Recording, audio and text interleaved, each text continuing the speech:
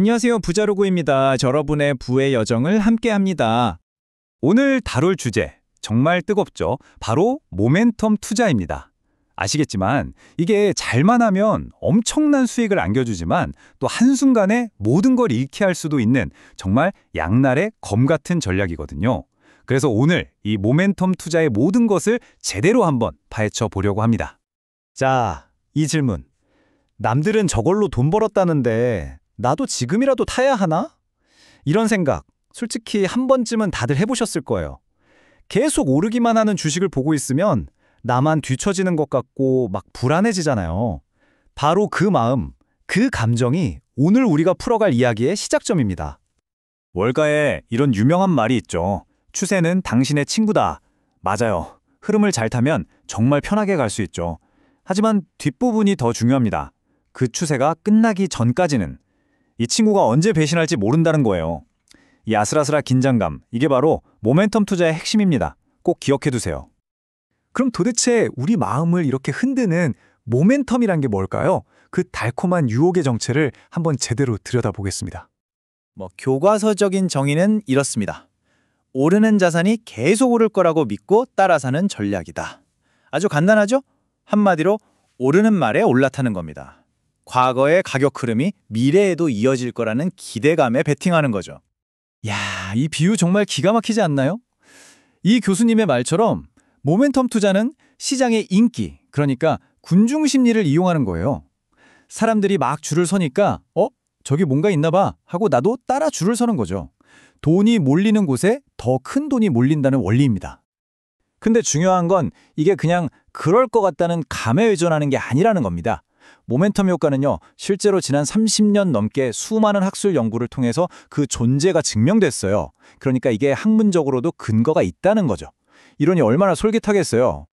하지만 여러분, 이렇게 달콤해 보이는 이야기 뒤에는 아주 차갑고 무서운 현실이 숨어 있습니다. 이제 그 어두운 면, 그 위험성에 대해서 한번 이야기해보죠. 마이너스 50%. 이 숫자가 뭘 의미할까요? 그냥 상상 속의 숫자가 아닙니다. 단 하루, 아니 몇 시간만 해도 실제로 벌어질 수 있는 손실률이죠. 우리가 잘 아는 2021년 게임스탑 사태 때 꼭대기에서 뛰어든 많은 투자자들이 바로 이런 끔찍한 현실을 마주해야만 했습니다. 그때 다이아몬드 핸드라면서 끝까지 버티던 사람들이 많았잖아요. 한 베테랑 트레이더가 그들의 결말을 보고 이렇게 말했습니다. 다이아몬드가 아니라 수치됐다. 정말 뼈아픈 말이죠. 영원할 것 같던 파티가 끝나고 나면 남는 건 차가운 잿뿐일 수 있다는 무서운 경고입니다. 실제로 학계에서도 모멘텀 크래시라는 용어를 씁니다. 시장 분위기가 갑자기 확 바뀔 때 그때까지 가장 뜨거웠던 주식들이 가장 빠르고 또 가장 깊게 추락하는 현상을 말하죠. 한 트레이더는 이런 경험담을 얘기하더라고요. 석 달 동안 열심히 15% 수익을 냈는데 단 한 달 만에 마이너스 20% 손실로 바뀌었다고요. 이게 바로 모멘텀의 또 다른 얼굴입니다. 자, 그럼 이렇게 위험하니까 그냥 쳐다보지도 말아야 할까요? 아니요, 그건 아닙니다. 위험을 정확히 알고 그걸 관리할 수만 있다면 모멘텀은 여전히 아주 강력한 무기가 될 수 있거든요. 진짜 스마트머니는 이 거친 파도를 어떻게 타는지 그들만의 3가지 원칙을 지금부터 알려드리겠습니다.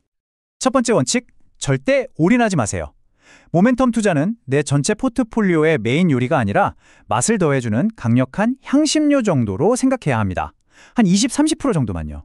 그래야 혹시 잘못되더라도 다시 일어설 수 있습니다. 두 번째, 시간 기준을 여러 개로 보세요. 3개월짜리 단기 추세만 보지 말고 6개월, 12개월짜리 중장기 추세도 함께 확인하는 겁니다. 이게 진짜 힘있는 추세인지 아니면 잠깐 반짝하는 건지 걸러낼 수 있죠. 그리고 마지막, 이게 어쩌면 가장 중요합니다. 바로 포모를 이겨내는 겁니다. 남들이 돈 벌었다고 조급해서 뛰어드는 순간 그게 바로 파티가 거의 끝난 시점, 즉 최고점에서 물리게 되는 가장 확실한 길입니다. 이 3가지만 지켜도 파도에 휩쓸려가는 최악의 상황은 막을 수 있습니다. 자, 이제 오늘 이야기의 결론은 내려보겠습니다. 다른 건 다 잊으셔도 좋은데 이 비유 하나만큼은 꼭 기억해 주세요. 네, 그렇습니다. 모멘텀 투자는 결국 서핑과 같아요. 파도가 높으면 더 멀리, 더 짜릿하게 나아갈 수 있겠죠? 하지만 그만큼 균형을 잃었을 때 더 위험합니다. 중요한 건 내가 탈 수 있는 파도인지 아닌지를 판단하는 능력, 그리고 그 위에서 균형을 잡는 기술입니다. 그리고 이걸 꼭 기억하세요. 서퍼라고 해서 모든 파도에 다 올라타지 않습니다. 내가 감당하기 힘든 너무 큰 파도가 올 때는요, 그냥 보내주는 게 용기입니다. 때로는 아무것도 하지 않고 해변에 머무는 것이 가장 현명한 투자 전략일 수 있다는 거죠. 자, 이제 여러분께 질문을 던집니다. 여러분이 감당하기 힘든 거대한 파도가 눈앞에 밀려온다면 여러분은 어떤 선택을 하시겠습니까? 이 질문에 대한 자신만의 답을 찾는 것, 거기서부터 진짜 성공적인 투자가 시작될 겁니다. 불효자료그는 여러분의 부의 여정을 함께합니다. 구독과 좋아요, 알림 설정은 큰 힘이 됩니다.